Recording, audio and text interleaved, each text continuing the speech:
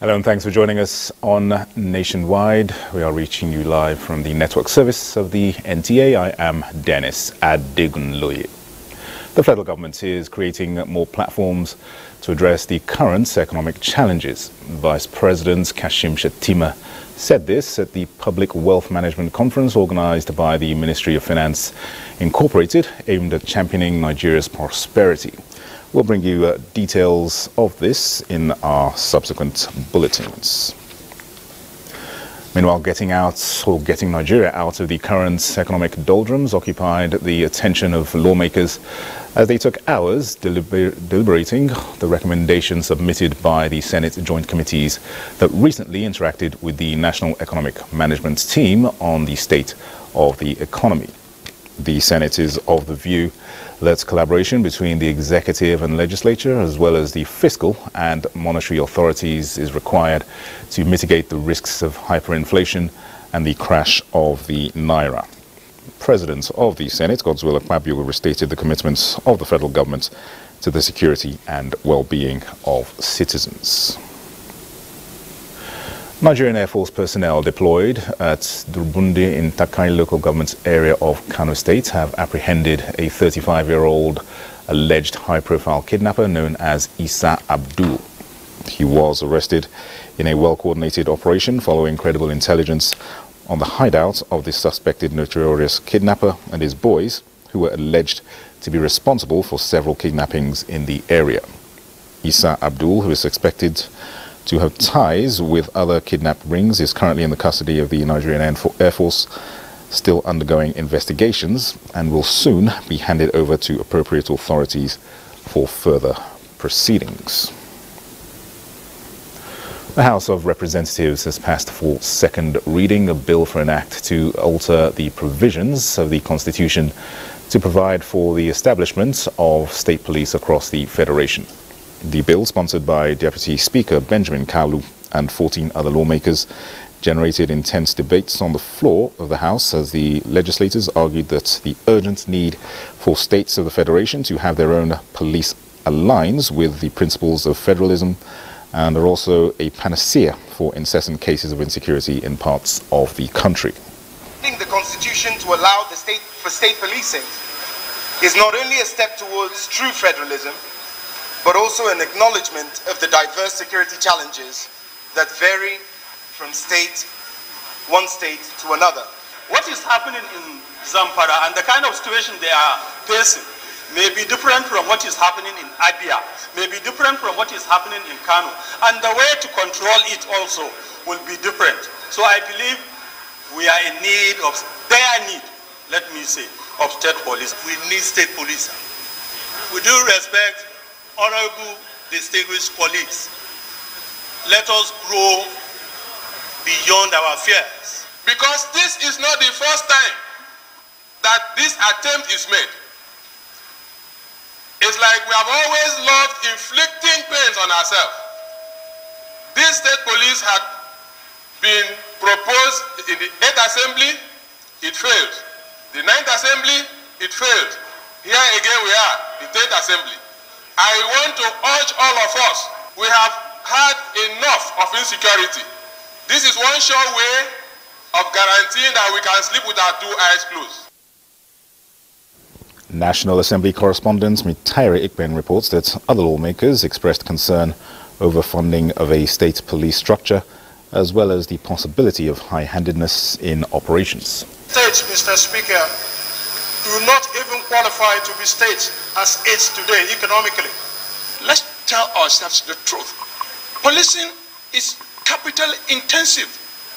Today, you and I know the influence of ruling parties in states. I can tell you there was a time when a governor refused a presidential candidate to land at an airport. So also when you go to Edo State today, if you have a state police in Edo, with the present governor of Edo, can the members of other political parties have justice in Edo? The answer is no. So while I'm supporting this bill, I want us to look inward and do the right thing. Those in support of this say aye. Aye. Those against say nay. The ayes have it. So if you have amendments and all, take it to the committee. This motion is referred to Committee on Constitutional Review. We're still at the National Assembly as the House of Representatives Joint Committee on Petroleum, Gas and Host Communities has summoned managing directors of all oil companies to appear on February 29th with relevant documents on the 3% remittance of annual operating expenditure to host communities. At a resumed investigative hearing, the committee threatened to sanction defaulting companies as provided by the Petroleum Industry Act 2021. National Assembly correspondent Isa Mohammed reports. 3 years down the lane of Petroleum Industry Act 2021 and worried by petitions forwarded by some host communities on non-remittance of 3% annual operating expenditure, the committee said many oil companies fail in their responsibilities. The committee noted that any oil company who failed to adhere to the PIA Act will be sanctioned to serve as deterrent to others, as such attitude will encourage incidents of restiveness and industrial disharmony. One thing we have to do with this committee is to make sure that you remain in a harmonious relationship.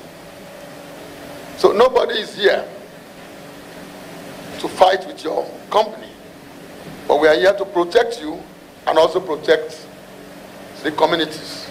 Because if there's no community, the companies cannot operate. You owe Nigerians a duty, and you must carry out that duty as prescribed by law.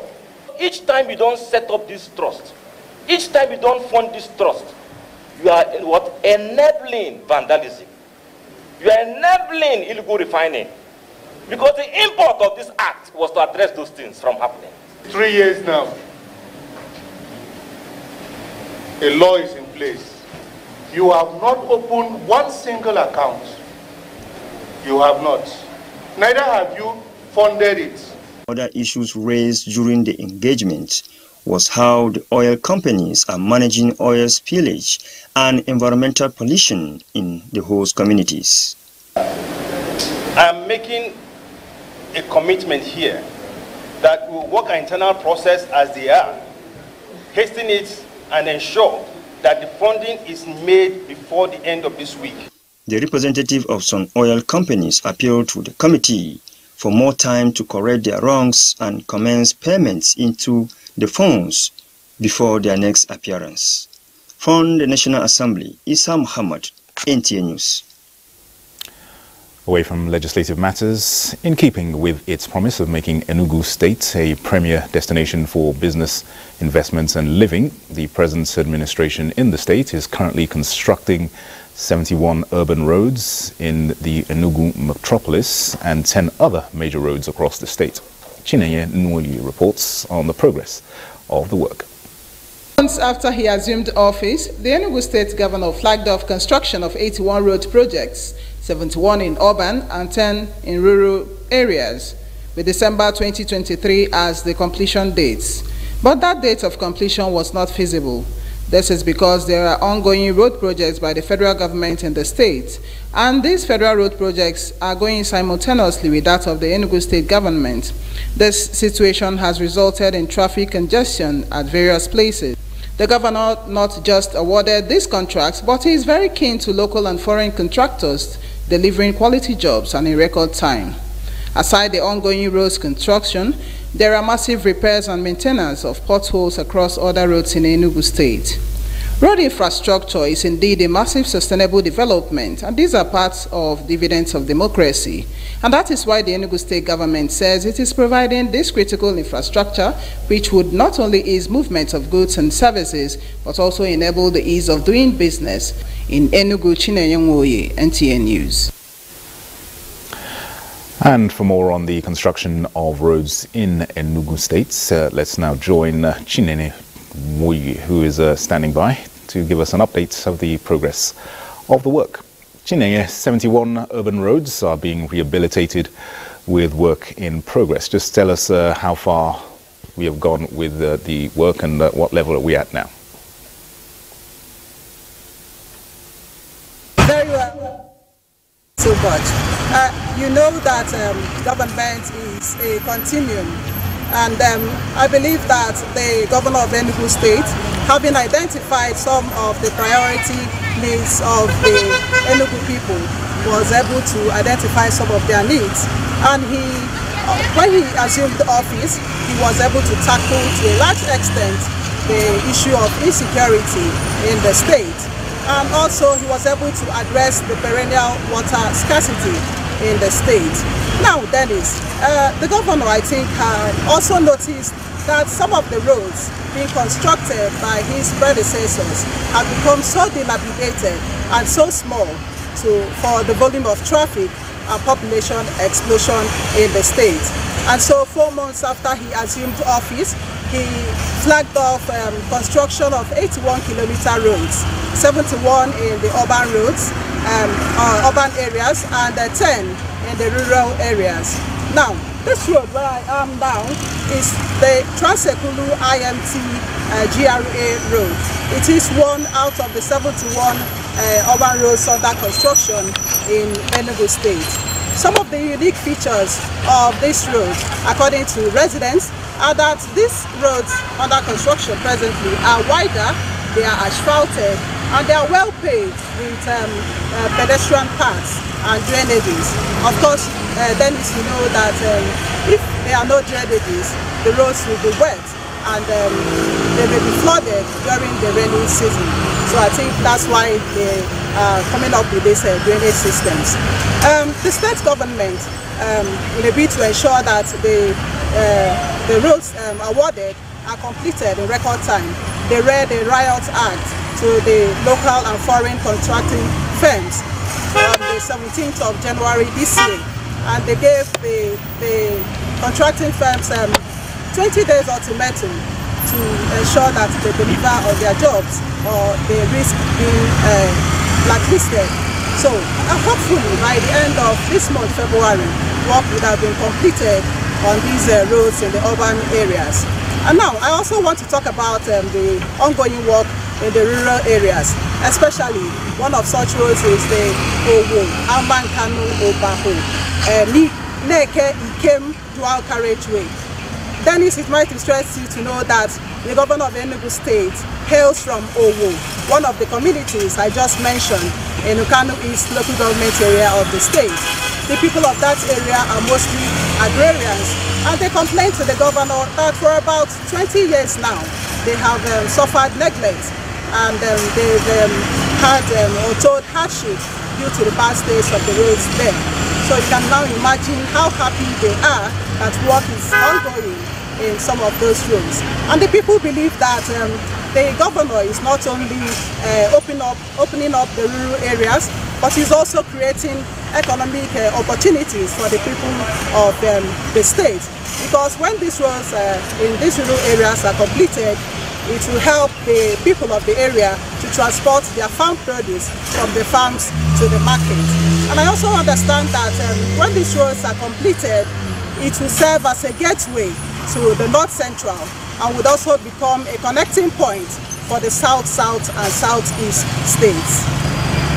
Chinenye, thank you very much for giving us that update on the progress of work done with the road there. Certainly good news, especially with regards to the economic developments of Enugu State. Many thanks for that.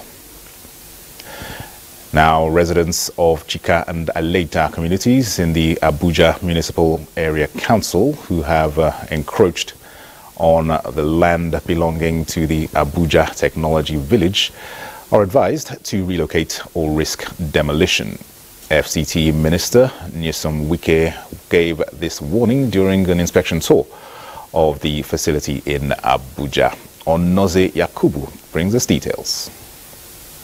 The Abuja Technology Village, despite the road infrastructure already provided, has no meaningful physical development on the earmarked plot. This has resulted in the encroachment of the plots. It is in the light of this that the FCT Minister Nyesom Wike, together with his science and technology counterpart, Uche Godfrey Nnaji, inspected the facility to chart a way forward. This place is going to house in a couple of years will be humongous. This is the kind of thing my brother, the Honorable Minister, His Excellency Wike, would like to identify with. So we are here. We are not impressed with what is happening here. Nyesom Wike directed the Development Control Department to address the situation. If you don't take action, people will not believe that anything is possible. As I go back now, I will call the Development Control and give them ultimatum for these people to leave. They have been compensated since 2015. The Abuja Technology Village, established by the federal government, is a technology park concept that will facilitate knowledge transfer, leveraging on research. It is located along the Umaru Musair Adwa Expressway. Onoze Yakubu, NTA News. All right, let's take a pause here in Abuja and head over to our Ibadan Network Center where Charity is standing by. Charity, hello, it's over to you. Hello, Dennis. Welcome to Ibadan. Sadly, tragedy struck at the zoological garden of the Obafemi Awolowo University Ile-Ife when a veterinary technologist was killed by a lion in the course of feeding the animal. To this end, the management of the university has constituted a committee to unravel these circumstances. Rotimi Akamo's report is here presented. The entire Obafemi Awolowo University community was thrown into mourning following the death of Mr. Olabode Olawiyi, who was attacked and killed by one of the lions in the zoological garden of the university. The deceased, a veterinary technologist, was on afternoon duty when the incident occurred. Bode has been taking care of these lions even since the time they were born. And I must say this, that they were actually born into his hands. So, and he's been tendering them for the past 9 years. And he wasn't there to feed them as usual. We never knew what came over the male lion that he had to attack Mr. Olawiyi that way. The medical team of the university had to be there, led by the chief, our own acting director of the Medical and Health Center of the university. The other members of staff tried everything they could to rescue Mr. Olawiyi from the grip of this white cat, but their power could not withstand the aggression of the male lion. Due to this tragic event, the aggressive lion was immediately shot to death by the institution's security operatives. The authority of the Obafemi Awolowo University, Ile-Ife, has set up a committee to investigate the matter. May the soul of the deceased rest in peace. Now, away from that sad event, pangolins are a species of mammals capable of improving farm produce, going by their nature of insect consumption. Pangolins are, however, faced with the risk of extinction if deliberate steps are not taken to preserve and conserve them. This again resonated at the 2024 World Pangolin Conservation Day held in University of Ibadan. Lukman Hassan tells us more. Pangolins were given highest level of protection under the Convention on International Trade in Endangered Species in 2016. It is believed that about 2.7 million pangolins are poached every year for scales and meat. We see that they need help, and that is why we are here for pangolin conservation. They are running straight into extinction, and we should be very careful, and we should take note and be aware that there's a need to help these animals survive. Because there are laws and there are punishments for pangolin trafficking and illegal trade. Destructive. Pests will destroy even the agri crop you plant. Therefore, them not to be destroyed, it is the work of pangolin to reduce or eliminate the embarrassment that can be caused by pests and diseases. This year's Pangolin Conservation Day by Pangolin Conservation Guild Nigeria also included participation of secondary schools with various presentations. They are special, rare, but the chief amongst all the wildlife that needs to be conserved. Pangolins found only in Africa and Asia has 8 different species, with 4 of the species found in Africa and the other 4 in Asia. In Ibadan, Lokman Hassan, NTA News. And that's it from here. Let's take a break. When we return, we will join Adiola in Lagos for more reports on Nationwide. Don't go away.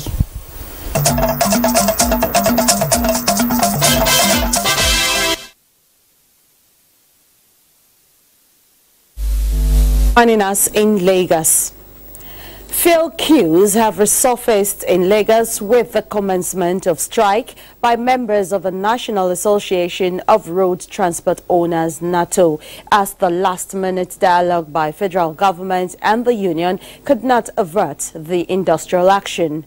Diana Ajale reports that the situation has slowed down economic activities, causing an increase in transport fares.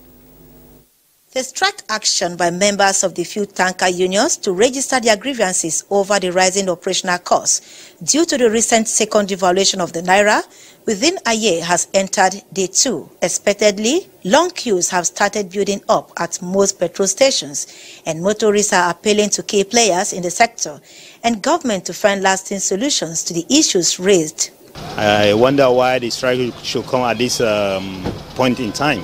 It should have been they should have a better strategy than going on strike. I came very early at 6 o'clock to get fuel here. I was queuing from Idejode, so it was going gradually. But what before you know, they stopped selling. It will be recorded that before the commencement of the strike, motorists have been indulging in panic buying. In fact, this is not the first station I've been to. I've been to another station just before the bridge, and I was there for like 13 plus minutes or so. Although most petrol stations are selling the products at the approved pump price, the current situation has led to the hike in transportation fares, forcing some commuters to trek long distance. When I was coming from Lagos Island yesterday, so we trekked from Lagos Island to Ijora, and some people even trek to and fro. Today I can spend 2,000, tomorrow morning I can spend 3,500, so it's not balanced. As the government continues to engage in dialogue with the leadership of the unions and relevant stakeholders to fashion out ways to addressing the pending issues, it is hoped that the outcome will be beneficial to all Nigerians. In Lagos, Diana Ajale, NTA News. Addressing identity theft and providing adequate data to complement the present administration's 8-point agenda at addressing the nation's socio-economic challenges is the focus of a leadership training by the National Identity Management Commission, NIMC. The Director General, Abisoye Odushote, stated this at the opening of a 5-day retreat for management of the Commission in Lagos.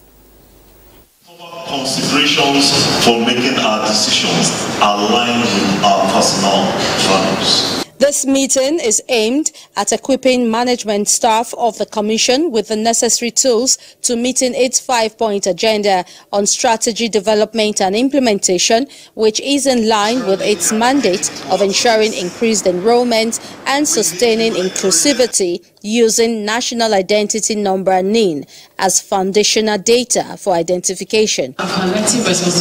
Director General of the Commission noted the progress already achieved with over 104 million Nigerians, both in the diaspora and within the country, successfully registered. adding that the Commission is designing a platform on making the process seamless to eliminate bottlenecks. The reason why we have set this portal up is to ensure that you're able to go online and do your modification yourself. So it's called a self-service locally. There's a pre-enrollment service that would also come up very soon. So all you do is enroll, pre-enroll online, input all your information, and then you just walk in to do your biometric capturing at the centers. So give or take, that pre-enrollment should be ready before the end of March. Bridging the gap between the government and the citizenry by providing access to services through the issuance of NIN is key objective of the Commission to integrate data collection process and ensure individuals' information are secured and protected. Those are the reports from Lagos. We now return you to Dennis in Abuja for more on Nationwide. Dennis, over to you. Thanks very much, Adiola. Now, a mandate to produce a regional 30 by 30 implementation plan which seeks to halt biodiversity losses and secure effective protection of at least 30% of the ECOWAS region is underway in Abuja. Charles Alpha reports that delegates from the region are using the strategic meeting to map out an action plan that will end all human-induced extinction of wild species. The ECOWAS countries have played a significant role in securing the adoption of global commitments to expanding protected areas of the planet by 2030 in Target 3 of the Global Biodiversity Framework. The High Ambition Coalition for Nature and People, which member countries joined to advocate for. Now, after the region demonstrated expertise and strength in protecting its natural heritage, it is now matching good intention with concrete action to show the world that it is ready to expand its protected areas and strengthen their effectiveness. That is why this meeting, 30 by 30 ECOWAS Protected Areas Workshop, is being held in Abuja. Achieving this ambitious task requires transformative actions. We have the invaluable opportunity to learn from different countries about their ongoing efforts, successes, and challenges. Looking back at the negotiations of the Montreal Global Biodiversity Framework, the ECOWAS countries were strong advocates and champions of Target 3. Nigeria's Minister of State for Environment, Isiaq Salako, believes the vision of Nigeria is to ensure that the world truly unites and be more ambitious in its response to the preservation of biodiversity. Our appeal is for an ambitious and urgent global response to the biodiversity crisis and more financial support to ECOWAS. Representatives of member states and partners are planning to ensure no environmentally damaging human activity is allowed into the protected areas. Charles Alpha, NTA News. Magnus Onyibe, a former commissioner in the Delta State government, media columnist and democracy advocate, has released a book titled Leading from the Streets, Media Interventions by a Public Intellectual 1999 to 2019. The book is a compilation of compelling articles written and published in the mass media by the author, Magnus Onyibe, between 1999 and 2019, spanning the entire range of Nigeria's socio-economic and political life. The foreword to the book is written by General Yakubu Gowon, former head of state. And to discuss more on this piece of literature, I am being joined by the author, Magnus Onyibe. First and foremost, many congratulations, Mr. Onyibe. Thank you. All right, tell us what inspired you to write this book and what are the lessons to pick from it? Well, I started writing this book in 2017, but the articles contained in this book date back to 1999 and beyond. And the whole idea was to put together the articles that I've written over that period, over 1,000, but there are 77 articles in this book. That's about 620 pages and with 7 chapters. Each of the chapters of the book covers different aspects of life in Nigeria. And incidentally, some of the things that I wrote about some 20 years ago are still with us. I'll give you an example. In 2002, I wrote about deregulating security in Nigeria. And, I'm sure you're aware that in the past 1 week, the presidency and the state governors have come together and agreed that the police force should be decentralized. They're working out the modalities right now. But the reasons that compelled me to write that article at that time are still existing, like 20 years after. And I can cite so many other examples about the situation that were prevalent at that time that are still existing today. It would appear as if we've not made any progress in the past 20 years or thereabouts. All right, there's a quite interesting feature in your book. Each chapter has authorities in the specific areas being tackled in those chapters that will give their own broad opinions and perspectives on the issues. Just tell us what gave you that particular idea. Yes, actually, as far as I know, I stand to be corrected. There's no book that has afterward writer for each chapter. This book has 7 chapters, and each of the chapters has an authority in that aspect of life, dealing with it. I felt, that I needed that maybe as a validation or authentication, but more like updating the situation, because some of the pieces date back to 1999, and these people who wrote in the past 2 or 3 years, so they updated the information, and it was so amazing that some of the things that we talked about 20 years ago have remained with us. So these individuals, experts, in their right, authorities in those subject matters, are like co-authors with me. In this country we're very religion sensitive. So when I wrote about insurgency, I had to bring in, a clergy from the church, then Archbishop Oko of the Anglican Church, and Sheikh Gumi, to bring in the Islamic aspect of it.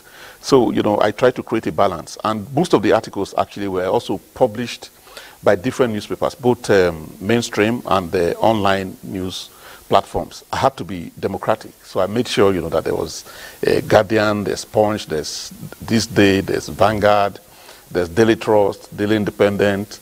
And in the social media, I went as low as Jemidisu, including cable, premium times, and everything, just to make it as broad as possible, as inclusive as possible. So the whole idea is for our leaders to take notice of the fact that some of the things we're talking about 20 years ago still remain the same. Right now, we are speaking about Jakba, that young Nigerian youths are leaving the shores. You may remember about Andrew, don't check out, or Andrew saying, I'm checking out of Nigeria.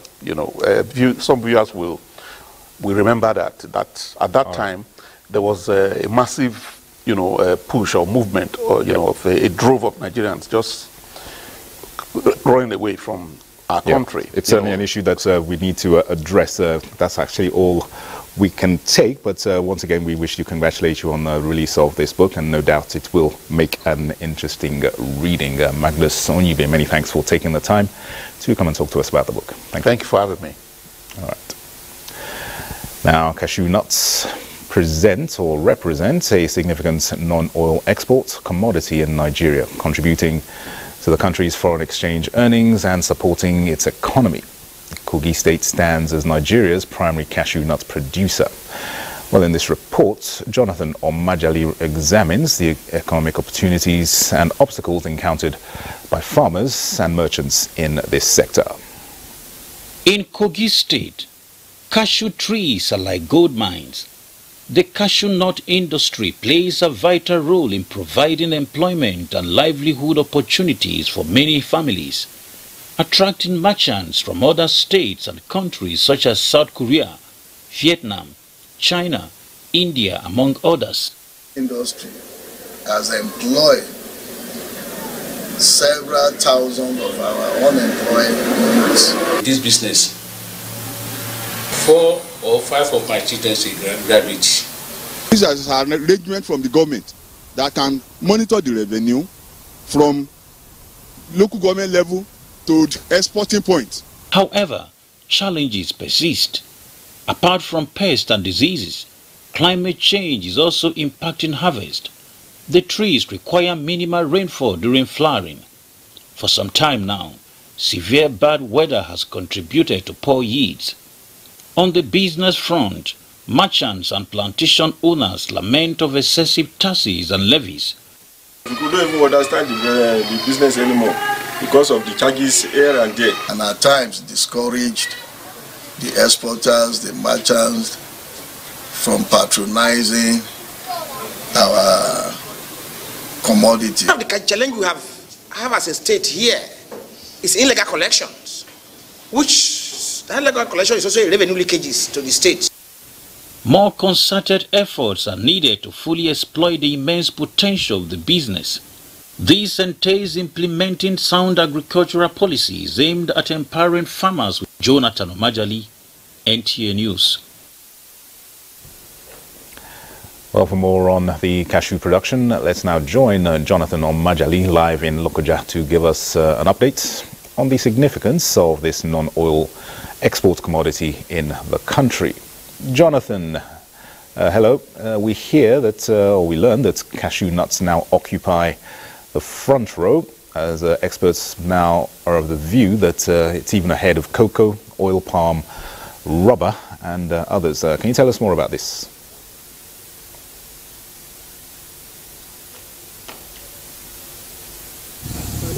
Sorry, could you come again? I didn't get the question well. All right, we just seen your report there, and just give us more on what experts are saying about cashew nuts. They believed to be now ahead of cocoa, oil palm, and rubber. Can you tell us more on this, where you are?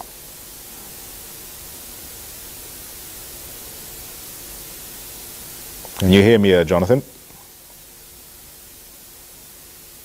Hello?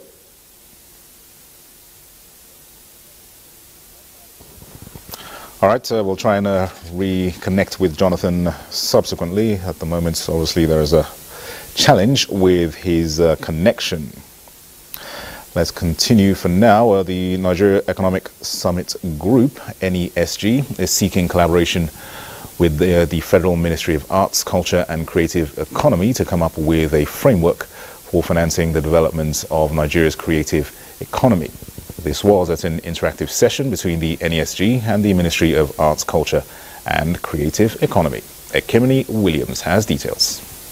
Dr. Ikenna Nwosu, the National Economic Summit Group facilitator on tourism, hospitality, entertainment, creative economy and sports, led the team to the Minister of Arts, Culture and Creative Economy, Hajia Hanatu Musawa, at the ministry. He noted that under the renewed hope agenda of President Bola Ahmed Tinubu, the creative industry is expected to contribute 100 billion naira to the nation's GDP by 2030. The NESG, he said, will provide technical assistance to the ministry to enable it to attract these funds. This country doesn't have a national policy on the creative economy. It doesn't have a national policy on culture that is updated. We have a 1988 one. We don't have a national policy to incentivize the sector. There are other sectors that became new, like gas, telecoms. When they became new, the government incentivized the sector. Building initiatives to train the operators in the sector. Minister of Arts, Culture and Creative Economy, Hajia Hanatu Musawa, was delighted at the proposal to work with the NESG on capacity building and funds generation. I think everybody in Nigeria knows that there's a potential, but I think because it's not been formalized in the past, I think we still need to prove to not just to the administration. I think we need to prove that the ecosystem can really bring value back. So it's not just about giving out to the creatives. By investing into the creatives, it's a way that you can bring that value back into the communities that will be able to be distilled all the way down to the very grassroots. She was pleased with the potential in the creative economy and called for more collaborations. In Abuja, Ekemini Williams, NTA News. Participants at an international conference on cultural sustainability in Maiduguri are unanimous on their position that sustainable development goals aimed at making cities and human settlements inclusive, safe and resilient be promoted at all costs. The three-day conference is hosted by the Center for the Study of Promotion of Cultural Sustainability, University of Maiduguri. Anaju Anagawa reports. Agency, like the one the northeastern part of Nigeria, Maiduguri in particular, are gradually coming out from, comes with its serious disruptions to social and economic well-being of those affected. Finding solutions to the challenges through research in academia is what precipitated the conference with participation from global communities. The Vice-Chancellor, University of Maiduguri, and Chief Host, Professor Aliyu Shugaba, represented, reflected on the previous conferences that featured hundreds of academic papers from scholars worldwide. Although we are cultural products, but we don't think it's very important. And that is why we want to create that awareness on the significance of our culture. Some of the participants, notably from academia and traditional institutions, comment. Issues pertaining the sustainability of culture after insurgency will be addressed. The matter argument is to highlight and to bring to fore, to make the cultures of the surrounding community and for the nation visible. It also brings out the need for us in government to actually make sure people understand exactly what the Borno model is. Amidst the scholarly deliberations, the Borno dance troupe entertained guests with cultural dances. Following this, invited guest participants were treated to the tour of cultural display in Maiduguri. Anarju Anagawa, NTA News.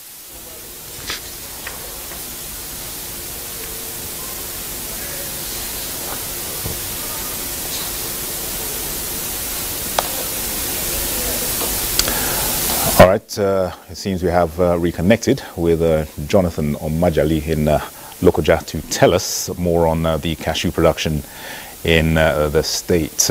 Jonathan, just give us an update on the cashew production and the progress being made there in Lokoja. Yes, many thanks, Dennis. Of course, like you heard in that report, cashew business is one of the biggest businesses in Kogi State. Just to let you know that the state exports about 100 metric tons annually. That is out of the 220 metric tons exported by the country every year. So of course it's a very big business, and between now and the month of April we are going to have a lot of people going into the business. Some have already gone into taking loans just to invest in it, because of course the seed as a major means of making money this period of time. It's not just a business for the merchant, it's a business for everybody, puppies, students, those that have to go to the farm to pick, and of course the middlemen and all of that. So of course it's a very big business. It's just starting by this time of the year, but of course between now and April is going to be very huge. Right, anything that will certainly boost the nation's economy and forex earnings is most certainly very welcome. Jonathan, many thanks for that. Yes, thank you.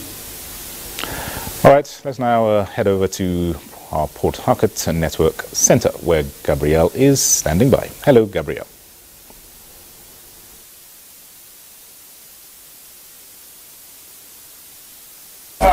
Thank you, Dennis. The agricultural sector in Nigeria has a lot of potential which can serve as a major revenue earner for the country if fully tapped. In this report, Emmanuel Lene examines some of these potential challenges and way outs.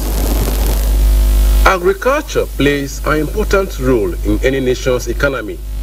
Apart from the provision of food and raw materials, it is the largest employer of labor. The agricultural sector comprises crop production, fishing, livestock and forestry, among others. According to statistics, Nigeria's agricultural sector contributed almost 32% of Nigeria's total GDP in 2021 with an estimated value of 18.74 trillion.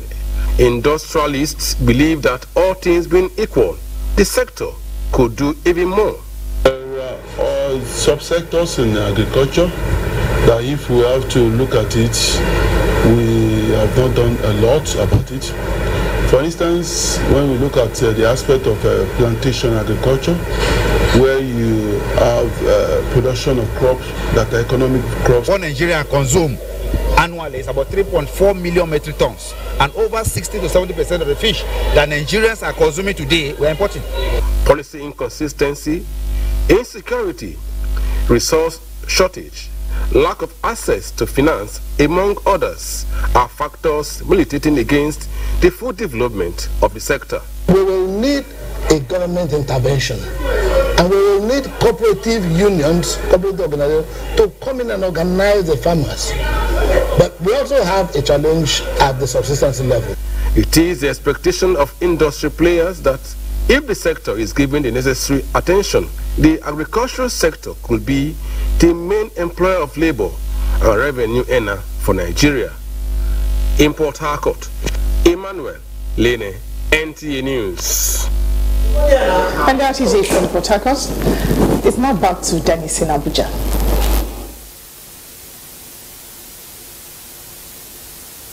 All right, we are back in Abuja, which was unexpected, but let's carry on anyway. The Nigerian Meteorological Agency has released predictions on how the weather will look in the next 365 days. A compiled document of the prediction unveiled by the Minister of Aviation and Aerospace Development, Festus Keyamo, indicates that the 2024 rainy season will commence late and cease early in most parts of the country.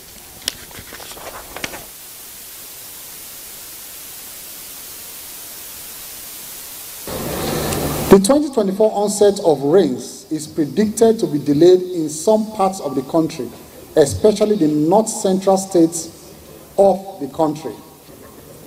A normal onset is likely to occur over the northern states. Borno, Abia, and Akwa Ibom states are predicted to have an early onset when compared to their long-term averages.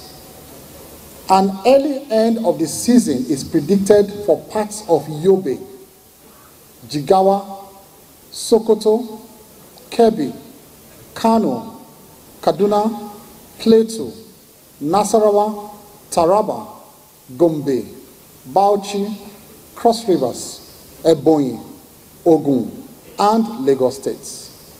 However, a late cessation is predicted over the southern states of Bayelsa, Rivers, Akwa Ibom, Ondo, Ekiti, and parts of Edo, Delta, Ogun, Oyo, Kogi, Kwara, FCT, Niger, and Kaduna states.